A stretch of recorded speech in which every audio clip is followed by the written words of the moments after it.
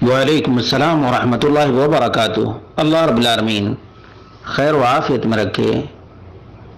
سوال دراصل ایک شبہے پر مبنی ہے، وہ یہ ہے کہ ایک سا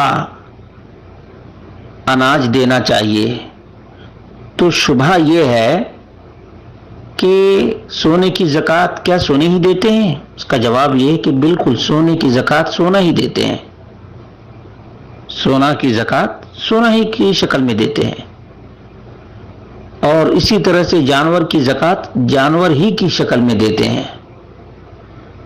جو موجودہ کرنسی ہے اس کے بارے میں پہلے نالج ہونا چاہیے کہ اس کی ویلو سونے ہی کی بنیاد پر ہے۔ کس کی بنیاد پر؟ سونا ہی معیار ہے۔ جس کنٹری کے پاس جتنا سونا ہے اسی حساب سے اس کی کرنسی کی ویلو ہے۔ یہ بات عام نالج میں بھی آنی چاہیے۔ اس لیے سونے کی زکوٰۃ جو کرنسی روپے کی شکل میں ادا کرتے ہیں، دراصل وہ سونے ہی کی زکوٰۃ ہے،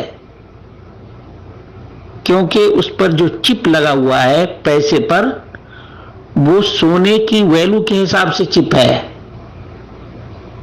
تو یہ ڈاؤٹ اور یہ شبہ پیش کرنا کہ اناج ہی کی شکل میں کیوں فطرانہ دیتے ہیں، دراصل لا علمی کی بنیاد پر ہے، ورنہ اللہ کے رسول صلی اللہ علیہ وسلم کے زمانے میں لوگ خرید ہی کر کھایا کرتے تھے، اس کے باوجود کرنسی نہیں دیتے۔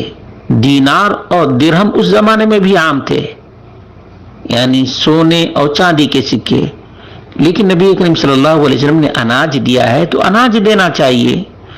ابھی اس کی دوسری ایک مثال دیتا ہوں جس سے مزید بات سمجھ میں آ جائے گی، وہ یہ ہے کہ رمضان میں بہت سے بھائیوں نے زکوٰۃ نکالی ہے راشن کٹ کے ذریعے سے، جبکہ یہ درست نہیں ہے، یہ درست نہیں ہے۔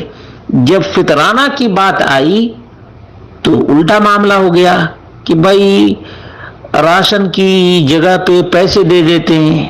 ایسا کیوں؟ جب زکوٰۃ کی رقم دینی چاہیے تھی تو وہاں پہ راشن کٹ، اور یہاں راشن کی شکل میں فطرانہ دینا ہے، تو شبہ پیش کیا جاتا ہے کہ نہیں، اناج کی شکل میں کیوں فطرانہ، بلکہ پیسے کی شکل میں بھی دے سکتے ہیں۔ نبی اکرم صلی اللہ علیہ وسلم کی سنت کی اہمیت کو سمجھیں۔